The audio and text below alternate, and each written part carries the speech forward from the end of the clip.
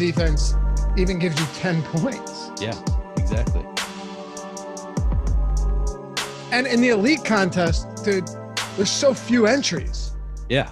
Or I'm not in the legendary, but in the elites, there's so few entries that you definitely, yeah. Yo, what's going on, everybody? Welcome to the Stokastic.com NFL strategy show, showdown edition. That was showdown edition. Sorry, we were talking showdown for rainmakers before the show.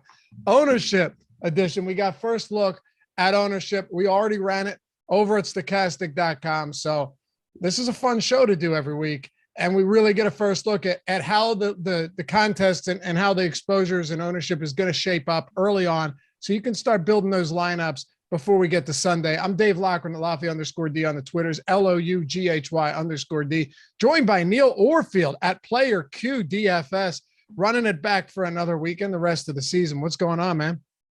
Man, I'm excited about week two. Week two is, I think, one of my favorite weeks of the season because everybody sees week one and thinks they know exactly what's going to happen in week two. Okay, we saw Davante Adams get a 40% target, whatever his target share was.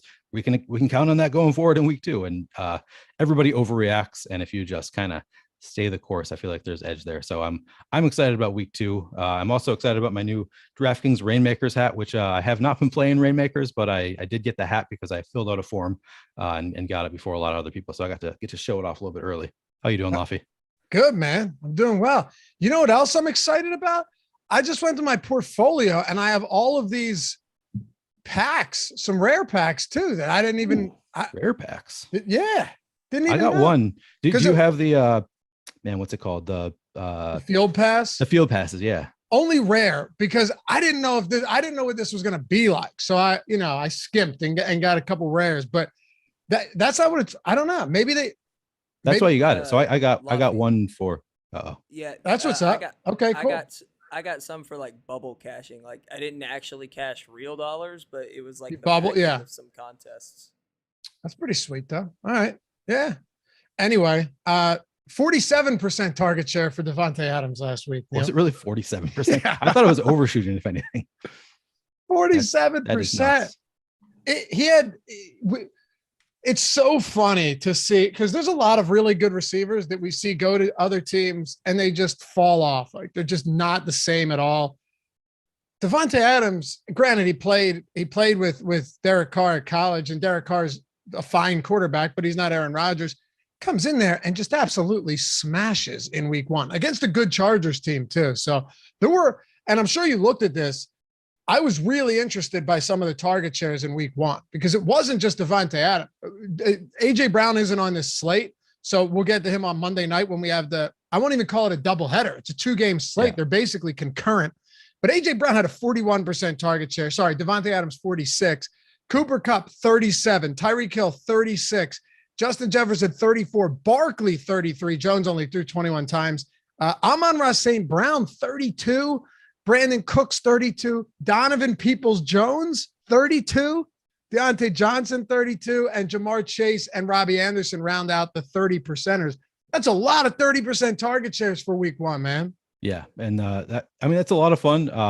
I got bad news for anybody who wants to just run it back with the same players. It's probably not going to hold up. Those players I don't think Robbie Anderson is going to have a 30% target share going forward. I could be wrong, but I think it's more likely they're going to be passing it more to DJ Moore, Christian McCaffrey. I don't think they're going to be targeting Robbie Anderson that much. So it's fun. It's like, it's obviously worth looking at, worth thinking about, but I don't want to overreact to it because it is just 1 week. What happened last year, week one, the Raiders, same Raiders team, Darren Waller, 19 targets. So, and then you didn't see anything close to that the rest of the year. And I think that's Davante Adams, I think, is obviously a little bit different than Darren Waller. I think that he's likely to keep up a higher target share, but I don't want to read too much into what's happened, even though obviously we need to. This is the first real information we have from the NFL season. So it's worth, obviously you want to know the information that you have, but kind of that's what the show is all about. We get to see kind of what we expect the field to do going forward, what we expect the field to do with this information. And typically they're going to be overreacting. Yeah, it's still 1 week is what you're saying. And exactly. It's 1 week. You're 100% right. I will say, though, with a guy like Davante Adams, 47, 46%, no. But steady 30% throughout the season, I definitely think that's doable, right? Totally agree. Because I don't know how often, if you're the Raiders, and we can jump around here, but we'll start with running backs, obviously. But this is a good place to start because you're right. We have to be cognizant of, what's sustainable and what isn't. But with the Raiders, how much are they really going to throw to the running backs? Number one, I'm not necessarily sure how much. Drake is gone. You certainly didn't see a whole lot to the running backs in week one, although maybe I suppose Amir Abdullah will be that guy, but he only saw one target, and Derek Carr was under duress for a lot of that game. So you think it would have been more. As far as target share goes, you could see 30% to Davante Adams easy on the season. And then, 20 each to Renfro and Waller. That wouldn't be surprising. Yeah, I totally agree with you. I think that is sustainable. It's the 46% that's not sustainable there. Yeah, but it is interesting to see how many new, because you have a lot of quarterbacks on new teams. It was kind of fascinating to see just even 1 week who their go-to guys were, since we haven't seen that before. Yeah, Donovan Peoples-Jones is a guy that, I kind of thought he was going to be involved. And then it was news that he was on the starting roster. It wasn't a sure thing that he was going to be a starting wide receiver. So it's kind of fun to see some of these kind of fringy players in terms of your fantasy drafts are actually getting big target share. Robbie Anderson, another guy that, we didn't really know what to make of him, didn't look great in the preseason and then had a huge game week one. So it is fun to see what the team is trying to do, at least week one. And Russell Wilson targeted Javonte Williams 12. He had a 29% target share. I was very live to win that showdown slate last night, midway through the fourth quarter, but I did not have Javonte Williams. So just watching him dump it off 5 times, whatever it was in the last half of the fourth quarter, was a pretty big bummer for me, but also very exciting for a lot of Stokastic members, and even Terry McBride taking home $200,000. We had a huge night Monday night for the team in general. So still fun to see. Yeah, 100. Congrats to Terry. That's amazing. We had two guys with the Stokastic avatars on DraftKings take down around 300,000 a piece. And as you see in our Hall of Fame segment in a little bit, we got a tweet yesterday, Neil, from a guy that won, and this was from a few weeks ago, that won $1 million. I saw the PGA guy. PGA. Yeah, and he got in there with a ticket. So, that's just a crushing past few weeks for the Hall of Famers over at Stokastic. That's why you rock that avatar. We can't forget to mention that Stunna, who also won $1 million. Yes. And if you don't know that Stunna, you can check him out on High Stakes season 1. He was a guest of mine, friend of Alex. Uses the Stokastic tool, so that was fun to see. That's Ben and I were talking about. We knew he was friends with Alex. We mentioned it yesterday on the First Look show. Check that out. We go Monday, Tuesday, Wednesday, Thursday, Friday, Saturday, all the way up to Sunday for these strategy shows. We didn't know who I didn't know who he was, but I heard you say I watched your show, so I knew that you didn't know who he was. So I thought I'd let you know along with the audience. You can catch him on High Stakes. Yeah, he's really. We were both in agreement that he crushes. He does. He absolutely. And I think he won the fantasy basketball world championship on FanDuel. Crushes. Maybe just crushes everything. Yeah, all the time, man. And hey, so do you. That's why you're on here with us. Happy to have you guys with us, man. This is going to be fun. We got 200 people in here already. You already know. Listen, if you don't know yet, most of you know, you come in, you hit the thumbs up, you go, all right, I could ignore Laffy when he says that because I've already done my fair share, atoned for my sin. Some of you don't sin at all. You just come right in, you hit that thumbs up. If you haven't done so, it helps us greatly, helps us keep the lights on around here. The way YouTube works with the algorithm, it's always changing. When you hit the thumbs up, if you like this content, if you subscribe to the channel, and if you're listening after the fact, leaving a comment down below, that stuff helps us immensely. And if you're on podcast form, subscribe to the podcast, leave us a rating and a review, preferably a nice one. But all of that greatly appreciated. And it helps us in a huge way, just so you know, otherwise we wouldn't ask. You ready to talk some football, man? Yeah, let's talk some football. All right. So we start with running backs. We work our way through the skill positions. Then we go to top stacks. So because in that, we can hit on quarterbacks and our favorite stacks. We have a top stack tool over at Stokastic too, which makes our lives a little bit easier. And if you're a new user, you get 3 days free, 3-day free trial. Take advantage of it. Links in the description. Tyler will throw that into chat as well. So 3 days free. You say, you know what? I've always wanted to try it, but I don't know. I got burned by another site. Maybe I don't trust these sites out here. Well, this is entirely free. All of our NFL tools, ownership, top stacks, projections, every article, literally everything for showdown, main slate, express slates, Yahoo, DraftKings, FanDuel. We got you 3 free days. Just use the link when you sign up. All right. Running back. Somebody mentioned Saquon Barkley. Not surprised that he's high on this week. I'm not either, Neil. And I'll tell you what, there are certain spots where I look at and I go, yeah, you know what? They'll probably come back down to earth. Now, I'm not saying that Saquon Barkley's the RB1 every single week of the season, but I'm very curious to know where you are on him because he saw 18 carries, 7 targets, which was literally a 33% target share. Jones only threw 21 times. He was dominant across the board, and there's no backup running backs to speak of. So against Carolina, do we continue to see the same type of volume in both phases of the offense for Barkley in week 2? Yeah, I mean, a lot of really sharp NFL fantasy sports players in general were beating the drum for Saquon Barkley. Matt Savoca was one of them. Matt Savoca was one of them. People thought he was due for a big year. Everybody's forgetting about him because he's been injured for the past 3 years. I think he had one game where he had played 13 games, but in general, he has not played a ton. So people kind of forget about Saquon Barkley or don't want to take him in season long. But we don't really have to worry about the injuries for DFS purposes because, obviously you could have a mid-game injury, but anybody can have a mid-game injury. So not a huge factor to consider. You just look at the volume, as you said, the 7 targets, 18 rushes. He looks great at the price tag, 7,300. If he keeps this up, I don't know how many weeks it'll be. It might be next week, might be week 3 that he will be a $9,000 running back if he has the same kind of volume. I guess we won't know because they'll post the contest for week 3 before they know how he did in the game. Sure. But I guess week 4, he could be a $9,000 running back. Well, no, they'll post tomorrow. They'll post probably after Sunday Night Football locks, right? Right. Yeah. So by then we'll already know. No.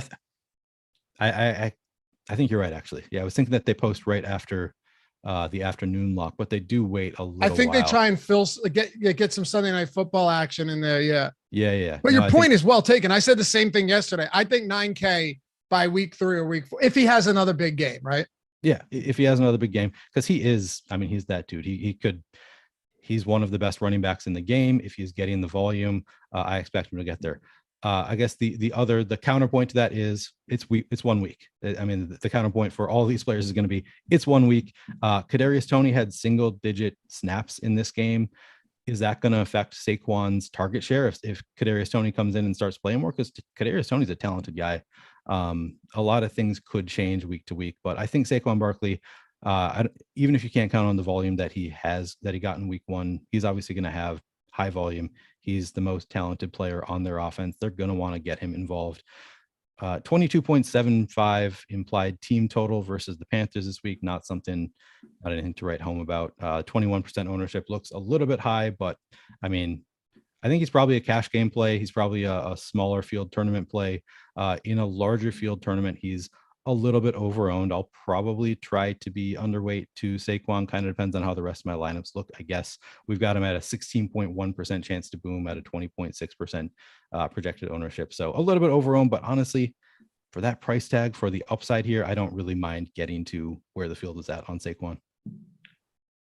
How many of the top 10 fantasy point scorers on DraftKings for week 1 do you think were running backs?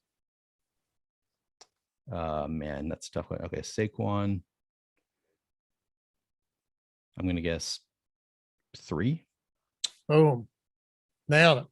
I don't even know who they are. I didn't even go through. I can't remember who scored a lot of points in week 1, but that seemed about right. Yeah. And the reason I mentioned it was because Jonathan Taylor was the RB2. He was not in the winning Millie Maker lineup. Yeah, because he was like 9,100 or something. Well, that's kind of what I'm saying, right? As Yeah. good as he is, he's 9,900 this week. And if you just look through this position, it's loaded, man. Like you have McCaffrey, who, if you just want, McCaffrey's not cheap either. You're still saving $1,000 on Christian McCaffrey, albeit with some higher ownership. But then you have Mixon against the banged up Cowboys team. And then a lot of other guys in that mid-range that just, you look at them and you go, all right, you know what? Wouldn't be shocked at all if they scored 30 points or at least came close to pacing Jonathan Taylor. Yeah, I mean, there are a ton of great options this week. Javonte Williams at 6,500 obviously stands out. They are all of these guys that we're talking about are getting a good amount of ownership, but it's deserved. I mean, these guys are all relatively cheap relative to Jonathan Taylor. We've got a lot of running backs, as you say, that are just projected or have at least the upside to put up the same score as Jonathan Taylor. Obviously not projected to put up the same score as Jonathan Taylor, but they have the upside too. Yeah. And I would guess that probably a couple of these guys are going to at least get in the range or outscore Jonathan Taylor this week. So yeah, a lot of these guys that are a little bit cheaper that still have the huge ceiling and honestly pretty high floor as well. Yeah, sign me up for Saquon, Javonte Williams. Christian McCaffrey is also fairly expensive, so I'd put him closer to that Jonathan Taylor bucket. But DeAndre Swift, even Josh Jacobs at 5,800 in that game that has a huge implied total is pretty interesting. Yeah, we got a lot of interesting guys this week. McCaffrey's usage was a little odd last week too. I mean, it's not something I think we should be super concerned about, but yeah, I don't know. 4 targets in that game that they lost. Yeah. How many carries did he have? Not a lot. So he had 10 rushes for 33 yards, 4 targets, caught all of his targets, 24 receiving yards. Yeah, he just was not used the way that you would expect him to be in a game where they put up 24 points. Yeah. So again, 1 week, my hope is that the field will overreact to that and we can take advantage of it. Agreed. He's still Christian McCaffrey, even though he's never played with Baker Mayfield before. So we don't really know how Baker Mayfield's going to want to use him.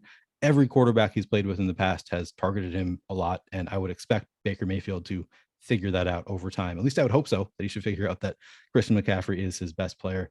And also maybe it was just because, Baker was having success with Robbie Anderson, so he kept going back there. I don't think that's going to happen every week. I think that, Christian McCaffrey will become the focal point of this offense. So yeah, I'm not reading too much into his lack of usage in week 1. Tony Cavalieri said you can't play Barkley at his ownership this week. You can though. I mean, the Millie Maker, the guy that won the Millie Maker last week had one player under 8%. One player. Yeah. That was the nuts. Steelers defense at 3%. I mean, Mahomes, Gibson around 10%, Barkley 14, Kirk 11, Romeo Doubs at 8, Pittman at 27, Kelsey at 17, Jefferson at 13. You'd be better to answer this, but are you, of course, sometimes if a player is super chalky, you might look to get away from him, but can't you just make your lineup? By the way, that's a pretty chalky lineup. Can't you make your lineup less chalky instead of worrying about one individual player? Yeah. In the words of Jordan Cooper, lineups, not players. You can play any player in the right lineup. Christian McCaffrey is chalky, but put him in a stack that is not getting a ton of ownership or just with other less chalky one-offs. You can certainly play Christian McCaffrey. You're going to need some players in your lineup who just project well. Like you're not going to want to play a lineup that doesn't project well, and Christian McCaffrey, or sorry, we're not talking about McCaffrey. Saquon Barkley does project well, projects really well, point per dollar. So you can play Saquon Barkley. It's just a matter of if you play Saquon Barkley, you're not going to want to play all of the chalk guys, even though we saw it work out last week. I think that was it was not a lineup that I would likely want to play with how high owned all of the plays were in that Millie Maker lineup last week. It worked out last week, but in general, you're going to want to have at least somebody who's a little bit lower owned. The Steelers defense, I guess, was fairly low owned and it worked out for him. But in general, I would want to have some low owned plays in your lineup, but you need some guys who are just going to project well point per dollar. And Saquon is that guy this week. Absolutely. Clayton, thank you for the super chat. Can you explain the significance of the optimal percentage category on the boom bust tool? I'm looking at Javonte Williams at 23%. Yeah, the percentage that he's going to be in the optimal lineup. 23 seems high though. I'm trying to find him. I wonder if I need to refresh this. I've got him at 17.1. Oh no, that's boom percentage. Yeah, so optimal lineup. So that is based on the Stokastic team, the tools team, which is Alex, Steve Buzzard, Sean John. I think we just added somebody whose name I'm blanking on. But anyway, really sharp players run simulations of this slate, and they run 10,000 simulations. And this just shows you based on those sims. So those 10,000 sims. In those sims, Javonte Williams was in the optimal lineup. So the best possible lineup that you could create from their simulations. He was in that optimal lineup 23.3% of the time, which is a lot. Pretty massive. Yeah. That's for a slate of this size. Yeah. 11% leverage score. Really, really nice. Yeah. And he right now, And I love this tool because you have ownership on there as well. Like you can use this just for one page with the boom score, optimal lineups, leverage, ownership, and the projection all in one spot. 12% ownership. So if you're looking at leverage score, just subtract ownership from the optimal lineup percentage. That's real nice if he's really only going to be, low double digits on a slate like this. The only concern I have, Neil, is do we run into a situation where Denver and Nathaniel, Ben and I spent an hour talking about him yesterday, so I won't rehash all of that, but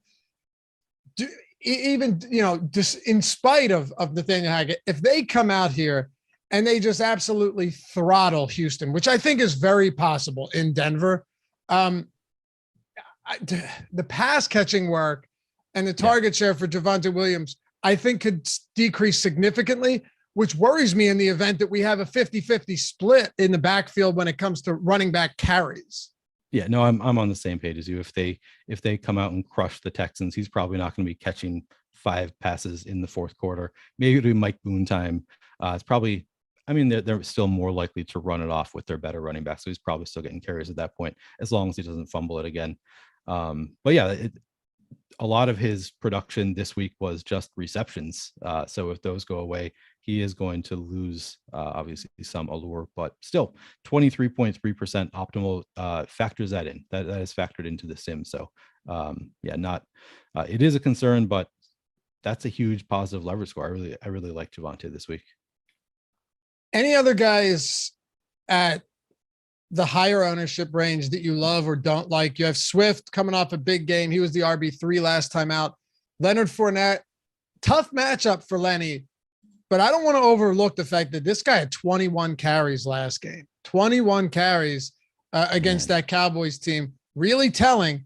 Sure, Rachaad White's in this offense now. I am very, very unconcerned with that, especially given that they didn't really need to throw to running backs. They had a lead all game long. Their defense was crushing. And Fournette still played 76% of snaps. Tough matchup, but he's the clear number. Anyone that was saying he wasn't the clear number one, and then you had Todd Bowles saying he was going to limit his work. Not the case. And then, and you can run through any of these guys that you want to touch on. Darrell Henderson's getting 15%. That scares the hell out of me because I know how Sean McVay can be from game to game. Yeah. So I guess I'll touch on Lenny first. Yeah, I agree with you. Lenny's just the guy. The concerns early in the offseason, he came in at 400 pounds, but he took off, 170 of those pounds before week 1. He looked really good in week 1. He got the volume. As you said, though, the concern is the Saints. And if he were getting no ownership because of the matchup, I would be all in on Lenny and I'd want to really kind of jam him in there. But he's getting 18% projected ownership with a 12.7% chance of being optimal according to our sims. So I do have concerns about Lenny. I will probably be underweight to Lenny. He obviously can get it done because Tampa Bay can score on anybody, although they didn't really last week. They at least have the ability, I think, still to put up numbers on anybody.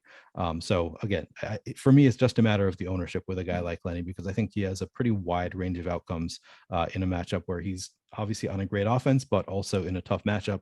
And in this case, ownership is dictating that I'm going to want to be under the field on Lenny. I think that's probably a stance that I will be taking this week. And then Darrell Henderson, I agree with you. I have concerns there as well. He looked like the bell cow this week. He also didn't really do anything with it. So if Sean McVay is willing to play, whoever is the hot hand, he certainly didn't look like the hot hand last week. They kept going to him, but he looked pretty bad. He looked better than Cam Akers, but that wasn't saying a whole lot. They both looked terrible. So yeah, it wouldn't really shock me if Sean McVay went away from Darrell Henderson, coming in at 14.8% ownership. He is 17% optimal in our tools, but that's I would say with an asterisk. I think that it kind of assumes that he's going to get close to the same volume. Right. I don't think we can count on that.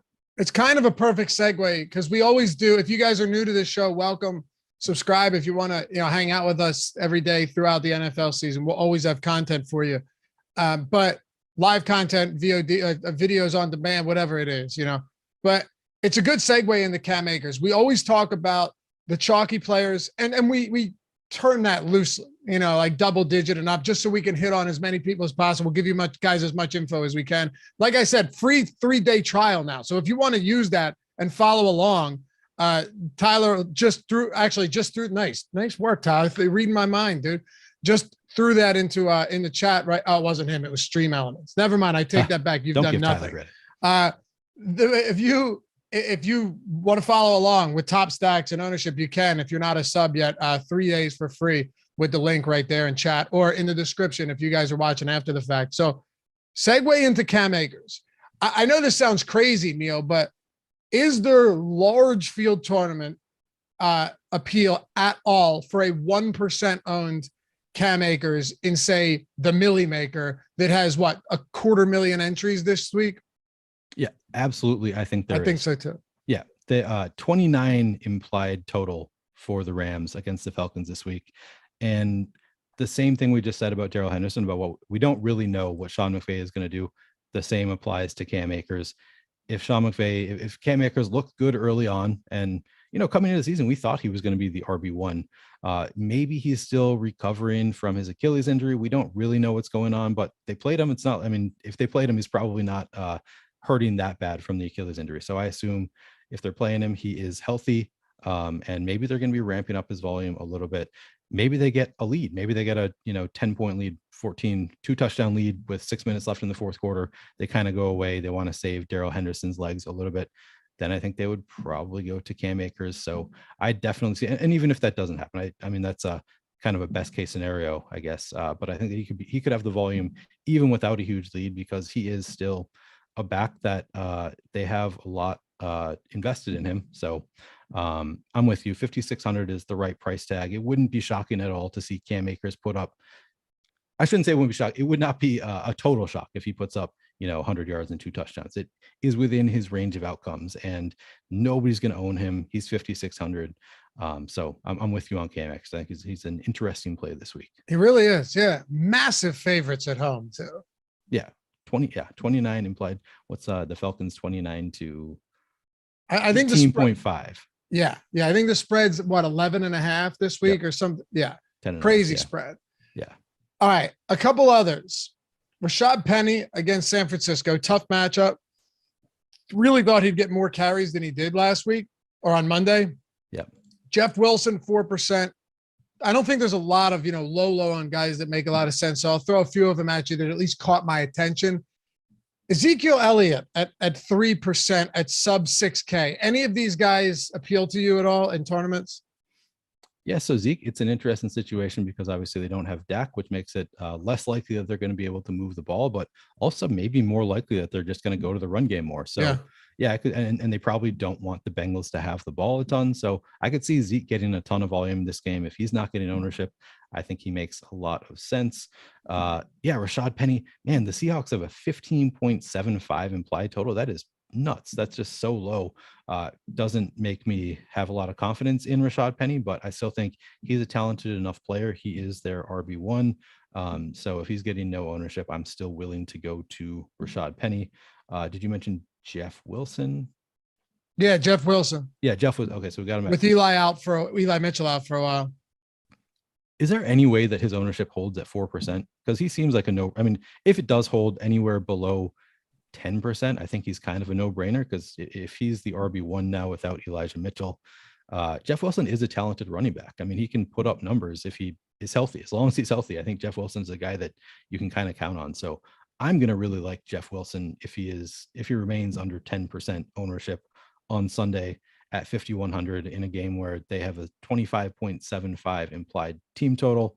I think Jeff Wilson is really interesting. Do you think that there's any chance the ownership stays that low or at least like below 10%?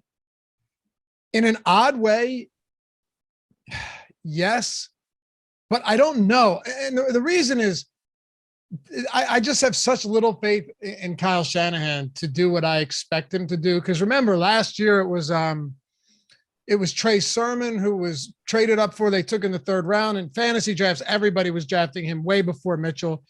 And then, Mitchell ended up being the guy. I was fortunate enough to land him late in dynasty drafts. And you see this with this team quite often, whether it was like Raheem Mostert when he was healthy over other guys you'd think would get the ball.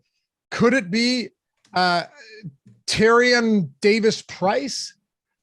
I don't know. I think though, Jeff Wilson in the past has been the clear guy when he's healthy and when the starter is out.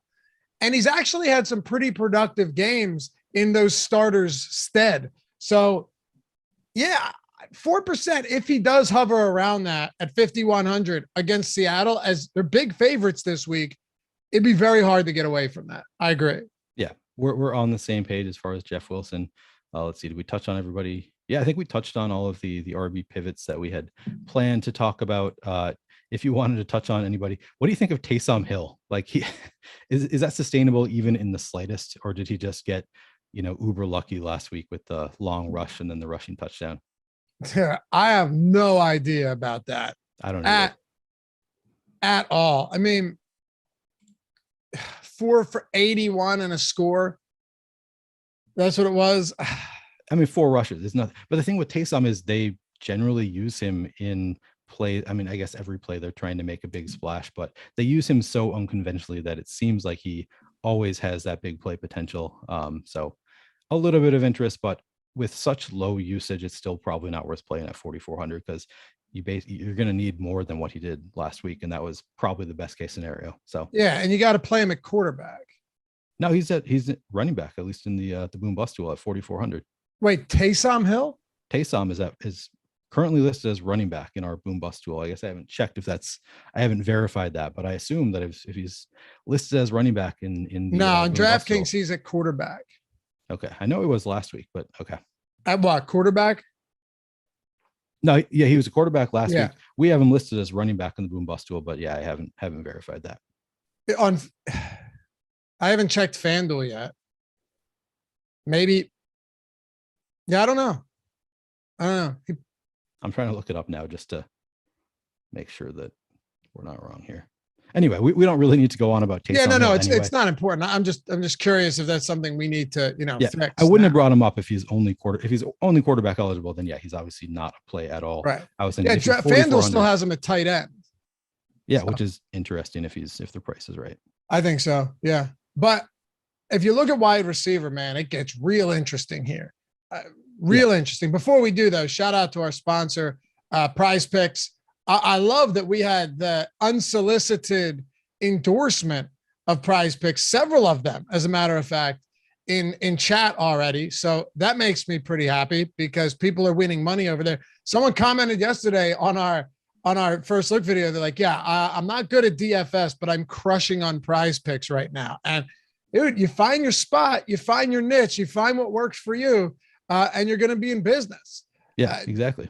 You're going to be in business. Not everybody. Some people are better at cash games or tournaments, and some people are better at season-long fantasy or whatever, best ball. And some people are great at sites like PrizePicks, where you're taking props and you're doing 2 through 5 player lineups. There's no juice on either side either, right? So you're not worried about getting the best line or best odds. What you're worried about is finding the best line, and it's super easy to do. We have the PrizePicks tool, we have the player prop tool. All of that's free over at Stokastic. Help you immensely. And if you hit 5 of 5, you're 10xing your entry. Unlike a traditional prop at other books, though, if you hit 4 of 5, you're still 2xing. If you hit 3 of 5, you still make money back. So really nice way to sustain the bankroll and also make some good money. You can do cross sport props as well. Say you know MMA or PGA real well. You also, or baseball and football. You can take, a baseball prop, 3 football props, and a PGA prop, mix them all into one card, into one lineup, however you want to phrase it, or term it. It's good stuff. And I promise you, you're going to find some lines that are real nice. You're going to find some lines that are real nice when you compare them against the player props and even against other books. You can do that on OddsShopper. So check it out, prizepicks.com. But forgot the best part, $100 first match deposit bonus. $100 first match deposit bonus. If you only have 20, it's still 20. If you deposit 50, it's 50. You put 100 in, you get 100. Just use the link in the description down below, or the one in the chat that I'm sure Tyler already threw in there. Are you sure? Killing me, Tyler. Or go to prizepicks.com and download the PrizePicks app in the App Store. Check it out. Use those links. Get up to $100 first match deposit bonus over at PrizePicks. Wide receivers. I'm going to Davante Adams this week, Neil, and I don't want you to convince me otherwise. 14%. I know he's expensive. This matchup is just so mouth-watering matchup against an Arizona team that got slaughtered by Arizona. I don't know how they slow down. I just don't know how they slow them down. And their pass rush is nowhere what it was last year. They don't have Chandler Jones anymore. This whole Raiders team could feast. Yeah, you can't ask for a better matchup than what they have this week. He even looks good. So even using the tools that I use, Devontae Adams looks extremely good this week, coming in at 14% projected ownership, 16% chance to boom, 16.4% optimal by any metric. Devontae Adams, even if you're not counting on that 46% target share, even if it is 30% in a matchup with the Cardinals, I think Devontae Adams is going to feast. So I am 100% with you. He's a guy that I plan to be overweight to the field on. He's just not owned enough for his upside and even his floor. I think that he's a play that I'm going to want to get to a ton. And we can talk, I guess we can talk about Hunter Renfrow when we talk about pivots later, but kind of the whole offense is going to look interesting in this matchup where they have a 28.5 implied team total. This is a team that has huge potential. I mean, they could put up 40 points in this game and it wouldn't be a surprise. Damn, are they at 28.5? 28.5 to 23 is what I'm seeing. Wow. Okay. Yeah, that is significant to say the least. That's got to be what? For this slate, it's got to be. I think it's the second. The Bills aren't on this slate. The Rams have a 29 implied team total. Yeah, I think they're second behind the Rams on this slate. Okay. Slate. Yeah, very interesting. Yep. Damn, and it's interesting because it's a closer game too, because the Cardinals are also expected to put up 23 fantasy points. So it's not like it's going to be a huge blow and Devontae Adams isn't going to play in the fourth quarter. Probably all of the starters are, more likely to still be playing. So for sure. I love it. For sure. Okay. I got to ask you about Allen Robinson. We have him projected right now at 16% ownership. And for a wide receiver, that's very high. Ownership's very spread out this week. It was spread out last week as well. Week one, I know we don't want to overreact. I get it. But anyone that was talking about hard regression for Cooper Kupp, dude, Matt, he's number one. He's always open, Neil. Yeah. He is always open. So if you're wondering why Matthew Stafford always throws to him, it's because he's literally always open. It's not to say there isn't some additional room for Higbee or Allen Robinson. But that's pretty wild. But like you said, highest total on the slate. What are you doing with A-Rob? Yeah, so this is a spot that honestly I thought the field was going to overreact to Allen Robinson. Me too. We have him at 5% ownership. I'm a little bit shocked to see that we have him at 15.6% projected ownership, given all of the takes I was seeing on Twitter, like, oh, Allen Robinson a bust. He was never open. He's totally washed. Everything that I was reading on Twitter suggested to me nobody's going to play this dude, and then I'm going to play this dude because he's 5,500 in with the highest team total on the slate. So I do still have some interest in Allen Robinson, but honestly, it's a lot lower than it would have been if he did come in at that 5% number that I was expecting him to. Because I agree with those people. He did not look great. He wasn't getting open week one, whereas Cooper Kupp, as you're saying, is open on every play. So I think Allen Robinson is playable, but he's not quite the smash that I was kind of expecting him to be, because people are going there. I guess the field is getting sharper and overreacting a little bit less than they would have a couple of years ago.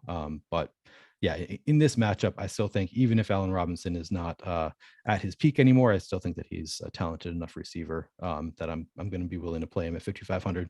And obviously Cooper Kupp. I mean, you brought up Kupp. He's only projected for 12% ownership. Now that 9,900 price tag, I get it. I get why people are not going to want to jam in Cooper Kupp, but he did it every game last year, just about every game. He was putting up huge fantasy totals. The floor is just enormous. The ceiling is enormous. We have him in the optimal, even at 9,900, 16.5% of the time. So Cooper Kupp is going a little bit underowned. Sign me up for basically all facets of this Rams offense. Yeah, I agree. But man, if Allen Robinson really comes in as, one of or the highest owned receiver, that it's scary. Yeah. He didn't look great in week one. He really didn't. Mike Evans is another one. Mike Evans is someone who, I don't want to read too much into it, in the past performance in the previous years, but Mike Evans is somebody who has struggled in this matchup, particularly against Marshawn Lattimore. Remember that time where they got into the fight? Marshawn Lattimore pisses Mike Evans off, generally speaking, because he does a pretty decent job of shutting him down. I think you can always go to Mike Evans, especially under the assumption that Chris Godwin is not going to play. But I also think, man, that a perfectly reasonable pivot is Julio Jones. Julio Jones looked really good last week. He looked like the Julio Jones that we've seen in previous years with Matt Ryan, not what we saw with Ryan Tannehill in his, cup of coffee with the Titans in between injuries, where he was clearly hobbled all year long. I think there is potential for Julio to have a game here, especially with Godwin expected to sit.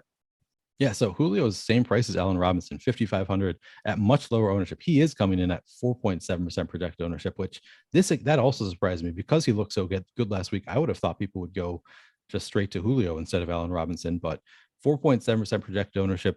The downside is he's only in the optimal 2.7% of the time. Again, this is with very limited information, though. We've only seen one game of Tom Brady with Julio Jones, so I'm not reading too much into it in these instances where we really just don't have much of a sample size. So I'm with you. I'm willing to play some Julio. I'll probably be above that 5% number because he looked so good last week. I don't have a lot of confidence in the Bucs here, putting up a ton of points. They're obviously a really talented offense. They can put up a lot of points in any matchup. Maybe, as you say, maybe they do a good enough job on Mike Evans that Tom Brady just wants to go to Julio Jones more. I think that is something that I would consider, just having Julio as a one-off. Mike Evans, I don't love just because he's getting 15.5% projected ownership. This is another spot where if the field was scared away by the matchup, I would want to play Mike Evans. In this case, 15.5% of the field is going there. He's got an 11% chance to be an optimal, 10.6% chance of booming. So I'm probably going to be coming underweight to the field on Evans. But I think I am willing to actually go above the field on Julio Jones, despite the negative leverage. I kind of like Amon-Ra St. Brown this week too. And I don't think you have to love him, but the Commanders defense, their secondary, I think is going to be fine. But, you're without Chase Young. That's huge on defense. If you're just talking about getting pressure on a quarterback, and Jared Goff, despite going up against a good secondary that was clearly inferior last game, and the Eagles need to fix that. Despite going up against them, Amon-Ra St. Brown was still targeted 12 times. I actually wouldn't be shocked if Detroit puts up decent numbers here. They dropped 35 on Philly in week 1. What do you make of Amon-Ra St. Brown and some of the other guys in that price range with similar ownership? They have an implied team total of 25.7. I know. So Detroit is actually expected to put up some points in this matchup. And yeah, Amon-Ra St. Brown is just a magnet. So I don't hate the call. He does look a little bit over-owned in our tools. He's coming in at 10.5% projected ownership with an 8.1% chance of being optimal, but that's not such negative leverage that I'm like fading Amon-Ra St. Brown. I might even be close to the field on Amon-Ra. The price tag is right. The implied team total is right. The target share is right.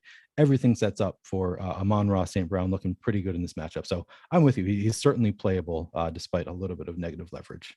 Anybody else higher owned guys that stand out? I mean, Tyreek Hill's getting a lot of ownership. Rondale Moore, if he plays, T. Higgins, if he plays, I think that's a very good spot. I can understand that at his price point. Marquise Brown, DJ Moore, Christian Kirk, all those guys above 10% this week. Yeah, T. Higgins, I don't know what to expect there. I don't know if he's going to play, but I agree with you. If he does play, I mean, it was a concussion. So if he plays, he's good to go at 5,900 in a matchup with the Cowboys where they have a 25.25 implied team total. Looks interesting. Rondale Moore is only 4,100 again in that game where it's supposed to be a really high scoring game. So it's a similar, I guess, situation to last week. He didn't play last week. So I think that Rondale Moore is interesting in part because he didn't play last week. So we don't really know what kind of target share to expect there, but we're expecting fireworks in this game and he is 4,100. So I get why the field wants to go there at 14%. Let me take a look actually at the boom bust tool because I'm curious what we have him optimal at. Rondale Moore. We've got him at optimal 11% of the time. That seems, that's a fairly high number. It's a little bit of negative leverage, but I'm still willing to play some Rondale Moore. I'll probably be finding some pivots closer to lock on Sunday. as well, but I'm not going to full fade Rondale Moore because the upside is immense here in this matchup. I would be pretty afraid to fade a guy at 4,100 who is probably the team's number 2 receiver in a game with a huge implied total. So I do like Rondale Moore as well. Yeah, I don't know if there's anybody else we really need to talk that. I guess Tyreek Hill we should touch on. Yeah, I don't know what to make of this Miami offense. I don't know if they're going to look better. I didn't think they looked great in week 1. I watched a lot of that game. I thought they looked okay, but certainly not spectacular. But 13.2% projected ownership. I think the price is right at 7,100. He's optimal 16.2% of the time. So I think I'll probably end up being overweight to the field on Tyreek Hill because they were trying to get him involved, and he's obviously a player who doesn't need a lot of touches to put up a huge score. So yeah, sign me up for some Tyreek Hill as well. Looking at pivots here too. Greg Dortch, if Rondale Moore is out, is actually kind of interesting. He played a lot of that game last time out. They were limited because you have no DeAndre Hopkins and you had no Rondale Moore. He played 91% of snaps, 91% of snaps in that game, which is really remarkable. And it's not just that he was running wind sprints either. He led the team in targets with 9, in receptions with 7, in yards with 63, in routes run with 42, in yards per. He was good. He was for his price point, he was pretty good. I don't think you're going to get a lot of really cheap guys, but it is interesting to me. And of course, the boom bust tool is not going to reflect that right now since Rondale Moore is projected in. But it is interesting because you got Curtis Samuel at 3%. Was Carson Wentz's favorite target in week 1. Again, overreaction. Maybe you still have Dotson and obviously Terry McLaurin in that offense. Donovan Peoples-Jones at 3%. His price hasn't really budged. There are a few cheap guys that if you're trying to go different and cheap, but also players that had double-digit or close to that targets last week, it's not empty. It's not barren at the bottom of wide receiver. Yeah, no, I agree with you. Greg Dortch, certainly, as you say, an interesting name. I don't think I'll go there if Rondale Moore is active, but that would certainly drive the ownership down to dust. There would be no ownership on Greg Dortch, and there's at least some chance that he, earns some more touches, earns some more snaps this week. So he wouldn't be the worst play, even with Rondale Moore in there at 3,500, just under the theory that he might have earned a little bit more snap share and target share this week based on his last week performance. 3,500, it wouldn't need to be the same as it was last week. He doesn't need quite that same opportunity. He could put up a big score. We do have him projected at 4.1% ownership. If that stays there and Rondale Moore is in, obviously in that case, I'm probably going to want to fade him. I would expect though, if Rondale Moore is in, the ownership will go down and actually make him a little bit more interesting to me. So yeah, I agree with you on Greg Dortch being a little bit interesting. Curtis Samuel, you said, yeah, 3% for Curtis Samuel. After what we saw out of him last week, they seem to really want to get him the ball, like in unique ways. They seem to really want to get Curtis Samuel involved. So at 4,600, he's certainly an interesting play. I would have expected the ownership to be higher than this. And honestly, I would have expected the optimal rate to be higher. We've got him at optimal 2.2% of the time at 2.9% ownership. So doesn't look great in the boom bust tool, but again, I think that I'm willing to kind of overlook that. And then DPJ just looks phenomenal in the boom bust tool, and that is in line with what I would think naturally. So he's coming in at 2.8% projected ownership with a 6.6% chance of booming, 6.5% chance of being optimal. He was targeted a lot in week 1. I think, was he on your list of players who had a 30% or greater? Yes, he was. Yeah, he was. Yeah, at 4,400, 32%. Man, sign me up for some DPJ for sure. Yeah, why not? Because it's very possible that Amari Cooper just doesn't really have it anymore, right? It's not out of the realm of possibility that Amari's just not going. I think, obviously Amari's still going to have those games where he's the number 1 target getter. But again, Jacoby Brissett, who knows? It's a different looking team, different quarterback. And in those situations, sometimes they find a wide receiver that you didn't expect to be the number 1. Yeah, I have a couple more players for you, Neil, and then we'll hit tight ends real quick. That's always an ugly position. I think it'll be pretty straightforward, and we'll wrap it up with our top stacks. And I'll tell you how to get $200 for free on a site that you probably haven't signed up for yet, which means that you can actually take advantage of the opportunity. Because DraftKings and FanDuel, like I said yesterday, they'll treat you like you've been a cell phone service member or customer at cable company for however many years, and they're like, no, you don't get shit. We only give it to the people that are signing up for the first time. So I'll get to that as well. But Michael Pittman Jr., he is clearly far and away the top target for Matt Ryan. Someone will win a tournament this year with the Millie, with Pittman and Jonathan Taylor, both in the lineup. It's going to happen. Interesting. All right. I think so. I think it's possible. Well, yeah. I mean, Pittman's price tag is going to keep going up, and Jonathan Taylor is already at 9,900. So that'll make it a little bit tougher.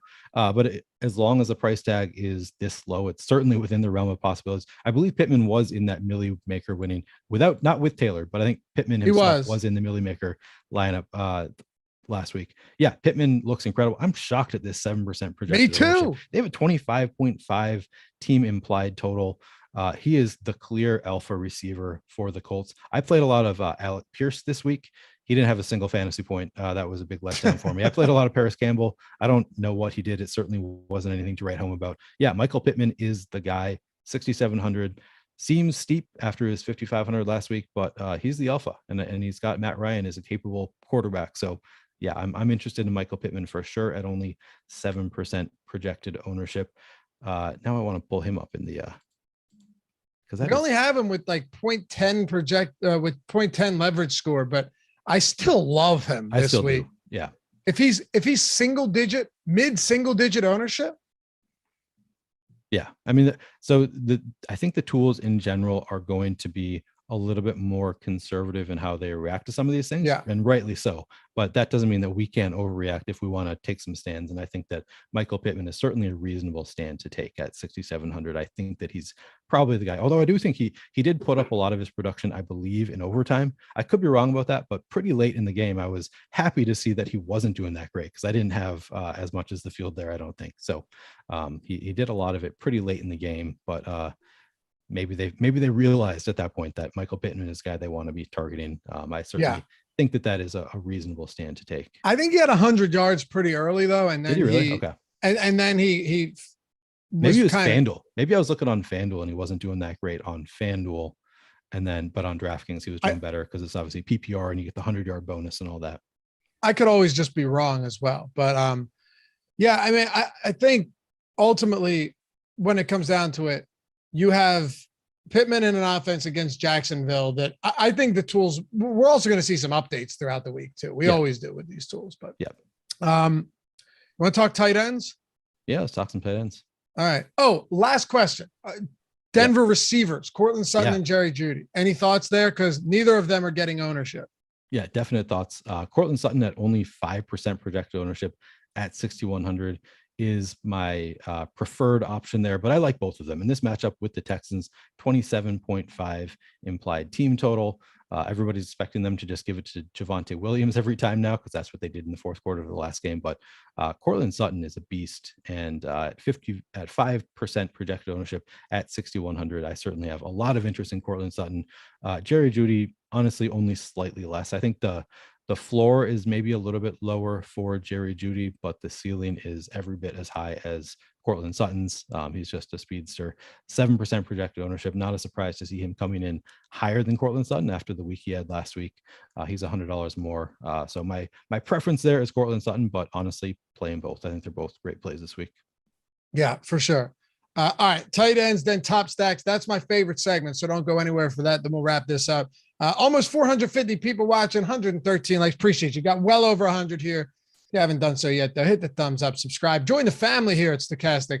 Also, I told you I would mention the BetMGM offer.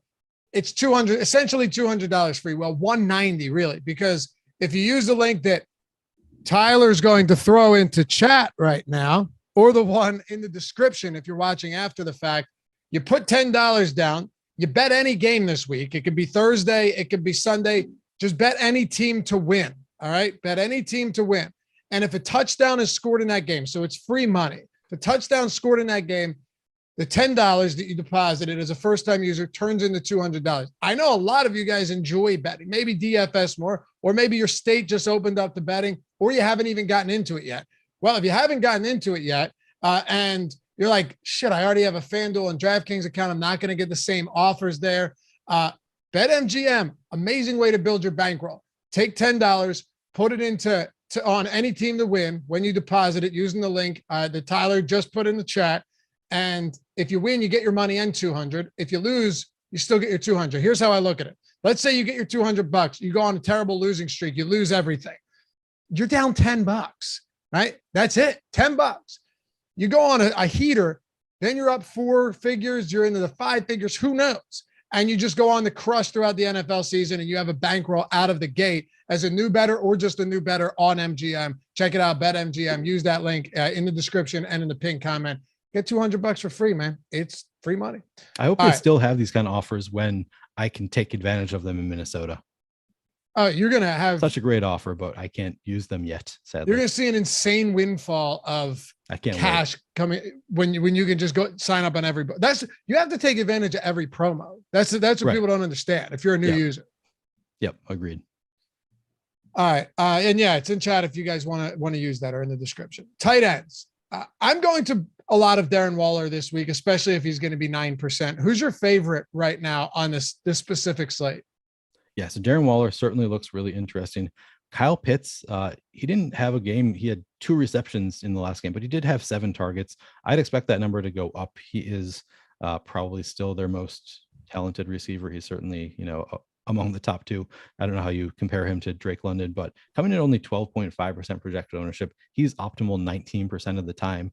5,400 in a matchup against the Rams, where they're expected to, the spread is 10.5. So they're probably going to need to be throwing the ball a lot in the second half if they don't put up numbers in the first half. And if they do put up numbers in the first half, it's probably because of Kyle Pitts. So I think the floor is high. The ceiling is high. I'm really interested in Kyle Pitts at 5,400. And as you said, Darren Waller also 5,600. It looked like, last week, Devontae Adams got the lion's share of the targets. He probably will again, but there's still plenty for Darren Waller, especially in this matchup, a game where there should be a lot of points scored. Coming in at 8.9% projected ownership, he has slight negative leverage, but again, this is a spot where, we don't really know how it's going to break down, and I'm willing to take some shots on Darren Waller at 5,600 as well. He just signed a new contract, so they like him. They see value in him. Yeah, and he's not young either. No, he's not young. So the fact to sign him to that kind of contract, they're not signing him to that contract expecting him to have a big year 3. Exactly. They're counting on him right away. Got to use him. Yeah. TJ Hawkinson, I don't hate at that ownership. I think he's fine. Yep, agreed.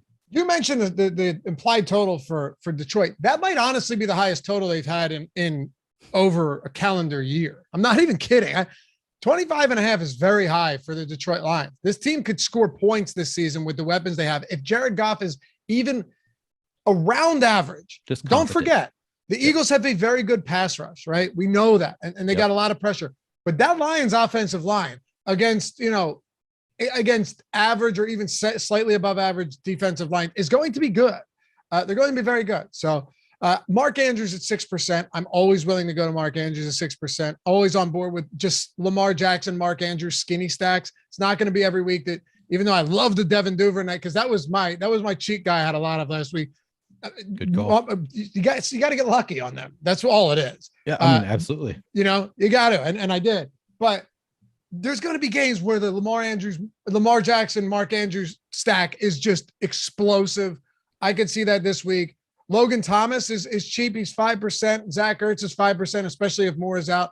Freiermuth was really involved last week. And then if Higgins doesn't play, Hayden Hurst is 5%. So those are just a few guys I'm looking at that are, less expensive, save for, Mark Andrews and to some extent Freiermuth, or just very low owned. Anybody else you have down there? No, I'll echo your thoughts on Mark Andrews coming in at 6.3% projected ownership after the year he had last year. I know he had a down week 1, but he's optimal 11.9% of the time, even despite the 6,400 price tag. So really interested in Mark Andrews this week. Albert O looks good in the tools. I don't know. He did not look good. He didn't look like he was their number 1 tight end, at least with any certainty in the last game. So I'm not all that confident in it, but I guess you could go to Albert O if, it's not like they completely avoided him either. So at 3,700, I guess the price tag is right. I don't know, Dalton Schultz, maybe Cooper Rush comes in and wants to throw to the safety of his tight end a little bit more at 5,200. Sort of interesting, but I think we've largely touched on the most interesting tight ends. All right. Yeah. And three tight ends had targets in that game for Denver. Yeah. Beck. Yeah. Beck is listed on PFF as a fullback too. So Yeah. I don't know, man. That was frustrating for sure. Top stacks time, baby. Let's do it. Hit the thumbs up if you haven't, and take advantage of those free 3 days if you want. Everything for NFL is completely free across those 3 days. But I'll give you you already know what my favorite stack's going to be. Love to know what yours are, whether it's a high leverage stack or just a team you really like. There's a lot. I really do like the Raiders this week, and I'll pay for Davante Adams, but I think Waller and Renfro at their single digit ownership, it's still giving you a stack that's not going to be egregiously owned. So are you going to be double stacking the Raiders? I very much think you can in this matchup. Yeah, you certainly can. Yeah. Patrick Mahomes, Kelsey had a big game, but he still spread the ball out a lot. I mean, Noah Gray had 2 red zone targets in that game for Patrick Mahomes. And then you had Clyde Edwards-Helaire getting targets, Jerick McKinnon, right? You had MVS, you had Mecole Hardman, Sky Moore had a target or 2, Jarvis Landry, Juju Smith-Schuster, Travis. There were a lot of guys. Yeah. I think this is a more concentrated offense in Las Vegas for sure. So I don't hate it. And you don't need a Davante Adams game out of Waller or Renfro either. Yeah, no, I'm certainly with you on the Raiders. I think that's a game where I would probably want a run back as well, just because it is. We're expecting a high total in that game, and we're kind of going to need a high total, especially if you're going with Davante Adams. So I think that I'm probably going to want to have. I wouldn't mind having a double stack there along with an Arizona comeback. So really like that call. They're a really interesting team this week. The Rams look just phenomenal in the top stacks tool. We're getting 8.4% projected ownership on Stafford. The Rams have a 17.5% chance of being the top stack. Obviously, when you factor in points per dollar, Cooper Kupp is extremely expensive, but I'm still willing to go there. Cooper Kupp looked good relative to his ownership. So yeah, sign me up for some Rams, obviously. Cincinnati, number 2 in terms of top stack. No, they're not number 2 in top. I don't know how I'm sorting this right now, but Cincinnati also looks great. They're the top stack 9.8% of the time.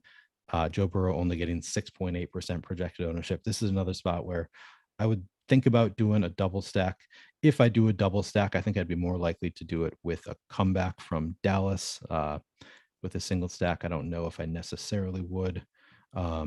Denver, after Denver looked so bad, the coaching looked so bad. We talked about how we like both Judy and Sutton. I might even consider going to KJ Hamler, who did absolutely nothing in the last game, but Denver is expected to put up some points. And again, that's a 1-game sample size. Assuming KJ Hamler is in and healthy, I think I'm going to probably include him in some of my Denver stacks. Russ is only expected to get 2.7% ownership, and they have a 5.6% chance of being the top stack on the day. So I definitely have some interest in Denver as well.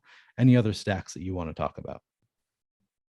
All right. So which were the, I was reading chat. I was trying to multitask. Yeah. Who were the ones that you said you liked the most? All right. So I really like the Rams, the Raiders, the Bengals, and then Denver are the stacks that I touched on. I really like Lamar Jackson, Mark Andrews, skinny stacks this week. Maybe you could go with Bateman, but I like the Lamar Jackson, Andrews. So not, full out double stacks. And I'm a little nervous about an Arizona stack. I know they have a solid leverage score. They rate really well in our top stack tool, or pretty well, right? They're like top 5 or 6. The pressure that's going to come off of the edge for Las Vegas, though, could really, really make life difficult for Kyler Murray. Yeah. I worry about that a little bit. So not in love with that. I love all the ones that you mentioned, though. Denver intrigues the hell out of me on top of that. But I would add in, some skinny stacks with Lamar Jackson and Mark Andrews. And one thing to consider too, Neil, that you'll probably find interesting as well, is that Lamar Jackson, as much of a runner as he is, we know all of that, right? Like the guy, he's always going to rush for a lot of yards. That's why we love him, obviously. That's why we're so enamored with him every single week. And you can run him naked, meaning without anybody else. You can do it however you want. But he is, in that first game, as far as deep attempts, he led the league with 8 deep attempts, and so deep attempts are on PFF are considered anything with 20 plus yards downfield. He had 3 touchdowns on deep balls. Wow. So that is interesting. If you can run and you're airing it out, I like that quite a bit. Yeah, I mean, you can. Lamar always looks good, especially at 3.8% ownership. Yeah, definitely some interest in Lamar here. That's also a game that would it be that shocking to see that game go completely off? With you could have a Tyreek Hill bring back. I really like that call. Baltimore is the top stack 5% of the time, and that's certainly a game I think that you could consider stacking. Any stacks you just want nothing to do with before we head out of here? Obviously, like, the Jets or whatever, but are there any teams that are getting some love from an ownership perspective, but don't really stand out to you as teams that you're looking to get to? Honestly, I think Tampa Bay might be that team for me that I'm going to want to be under the field. I don't know if I'm going to full fade Tampa Bay, but it's just such a tough matchup and they're still getting some ownership. So I think for me, Tampa Bay is probably the biggest stay away. How about you? Tampa, if the ownership comes down, and I think it's possible just because this matchup is so difficult and it's really one that Tom Brady has struggled with. By the way, Tyler, I completely forgot about the Hall of Fame. We got so many reads. We got so much on this sheet today. But if you go to stokastic.com/avatar, download the avatar and make it your avatar on FanDuel, DraftKings, or Yahoo, wherever you are. If you finish top 3 in a field of 5,000 or more, you get a free month of Awesemo Plus Platinum, everything on the site. If you tweet your wins, it's Stokastic Hall of Fame or HOF, and you get up here. We had Chillman with $1 million. I mentioned this earlier. We had 2 people on the same day with the avatars win 300,000. We had that stunner win $1 million. This is all within the last couple days. You had Terry McBride win 200,000. You had Steve Buzzard, who works on our projections and does a ton of stuff, win 100,000. Yeah, we got the tools. You want them, you got the 3-day free trial. There you go. Tyler's putting them all up there. And we had some other great ones as well. I'm sorry, I forgot to mention it earlier, but awesemo.com or stokastic.com/avatar. Download that, tweet your wins at Stokastic Hall of Fame. Get your free month and get up here. Next time I'll make more of an event out of this. But yeah, Tampa, I want to see where the ownership comes in at eventually. But right now, that's one I don't love. I also do not love the Saints that much. I think that could be a low scoring game. Yeah. And the Giants are expected 4.9% projected ownership on Eli with a 1.6% chance to be in the top stack. I'd throw them in there as well. Eli, huh? Yeah. I did say Eli, didn't I? Love the Daniel throwback. Jones. Eli is only on my mind because he was, I saw that screenshot so many times yesterday of Peyton trying to call the timeout. Yeah.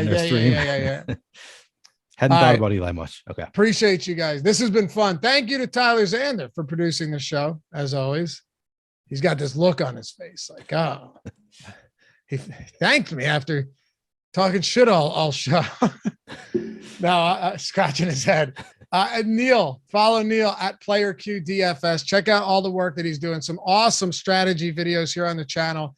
Some articles as well over at stokastic.com. Don't you have an article out? Yeah, so I'm doing a lot of showdown content this year. Tomorrow, I'm going to be publishing an article in the morning for the Thursday Night Football showdown slate, and then also 2 videos on demand about how I'm setting up my fantasy cruncher for both DraftKings and FanDuel. And then I'll also be back for the deeper dive with Greg later in the afternoon.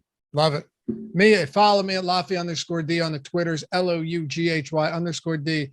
I got Thursday Night Football betting picks video coming out on the Odd Shopper channel today. I got picks for every game video coming out later tonight for this week. And we got so much more over there. If you're into that betting stuff, use the $10 to 200 on BetMGM while you're at it. Appreciate you guys as always. We'll see you back here tomorrow on the Marathon Matchup Show. Gonna be a doozy. Peace.